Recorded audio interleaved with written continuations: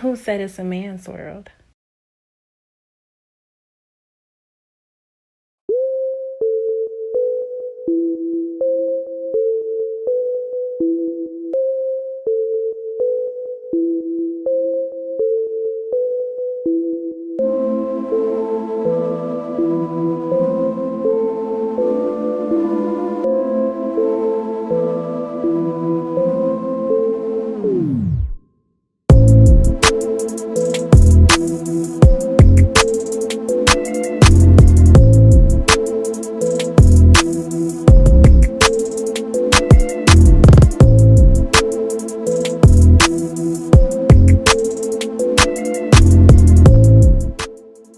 I'm here with Jalen of the Ballstars. How are you today? Good, how are you? I'm good. You guys had a fantastic game. Congratulations. Thank you. Yeah, so you actually are one of the top scorers on your team. You score 16, 18 points a game.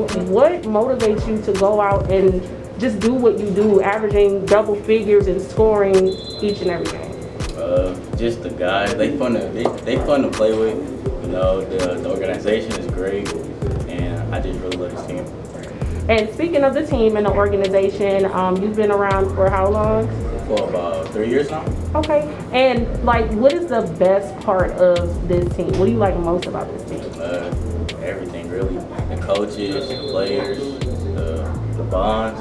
It's really a great organization.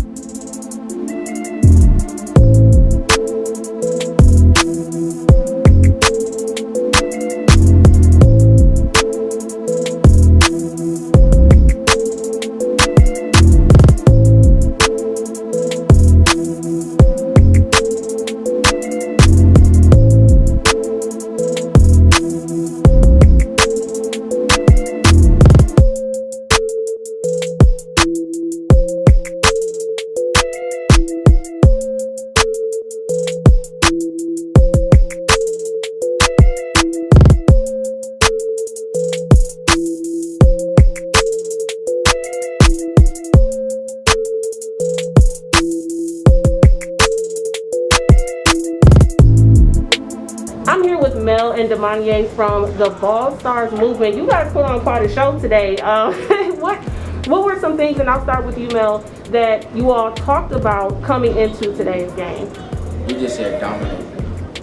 That's what we was coming in to play, dominate. And dominate is something you guys did. You were up 20 or 22 to nothing, like within the first 10 minutes of the game or so. What are some key takeaways, Demonier, that you could take away from this victory that you guys had today? I would say we stayed focused, and then, but we didn't. This is not like the top competition that we always get, but we dominated it though. So, considering the fact that this is not the top competition that you faced so far, and there might be other opponents that are a little bit better than the team that you played today, what are going to be some keys or things that you feel like your team should work on prior to your next matchup? I'll start with you, Mel. Play better defense. Yeah, like you said, play better defense because most teams don't have guards and types of things like that. So we have to, the team that do have that stuff, you gotta like focus on that player or that position as we move on.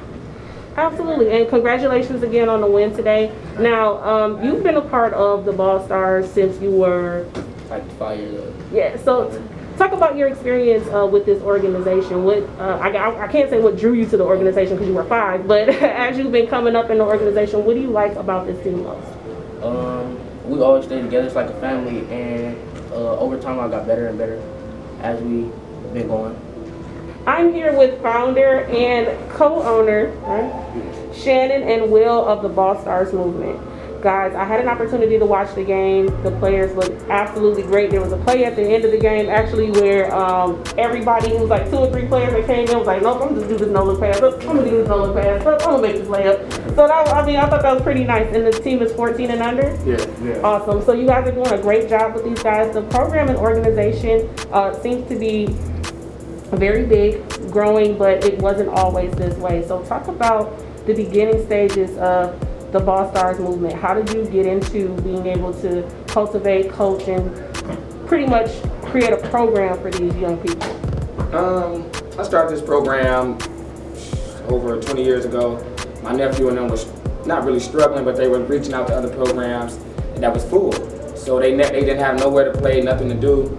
So I said I'd start my own program, and off that, it just took off. I kept it running for them to have some place to play. I kept it running for other kids to have some place to play, and I pretty much built my team off riding around to neighborhood parks, finding kids to play. So that's just how I started. That's just some of the remedy or recipe I still go by now. You know, I still ride by neighborhood parks to find kids. I may look up and get a few kids from different elementary schools or middle schools by word of mouth, but I just go find raw talent. I think my biggest joy is finding that rough kid, that kid that's not highly skilled and talented, that's getting offers to play at this program or play at that program. Like, I find the diamonds in the rough. I find the kids who are not fundamentally sound, not financially stable, don't have parent support. I find that those are the kids that really attract me or draw me, you know, to doing what I do. So that's how I get all my kids. I like the challenge. That's my challenge, finding them like that and building them. So challenge of finding and building them is one thing. Keeping them, is that another thing? Is that another challenge, or do you find it a little bit easier to keep them once you've gotten them in and you're grooming and working with them? I have had a couple that end up getting the skill set, getting the fundamentals down that have left and went and played with bigger programs to only come back though. You see, okay. So I win. So, but no, I think it's not hard to really. You lose some, and sometimes you want those kids that's going to go to the next level. They might need to go play with a bigger program.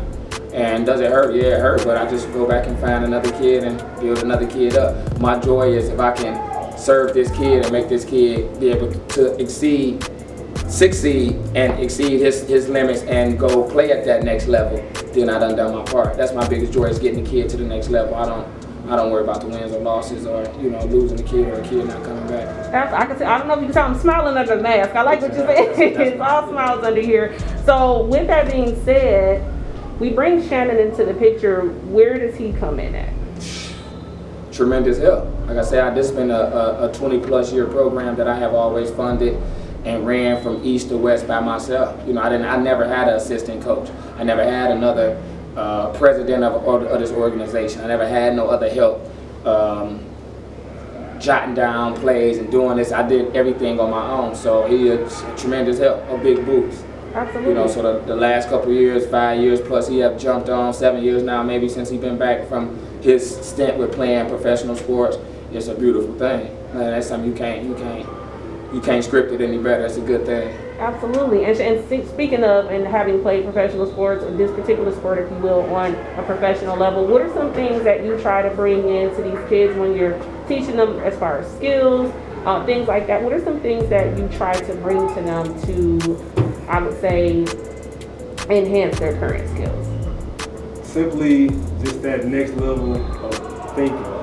Because of course we're going to play a game that we love for the most part, but we are trying to give them that perspective of it's bigger than basketball. It's things outside of basketball that basketball will teach you. Adversity, hard work, teamwork, things like that. So I try to preach that because coming from, again, we're family.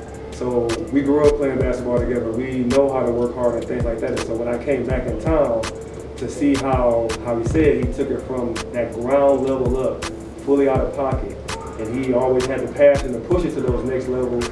Again, that we lost some kids too. Because once their skill level gets up and things, you know, they may move on, which is great. But that was one of the things where I wanted to try to just broaden the program in general with that perspective, more or less, of not just being, you know, I don't want to say local, but just to expand the brand and things in general, so we can affect at the end of the day more kids.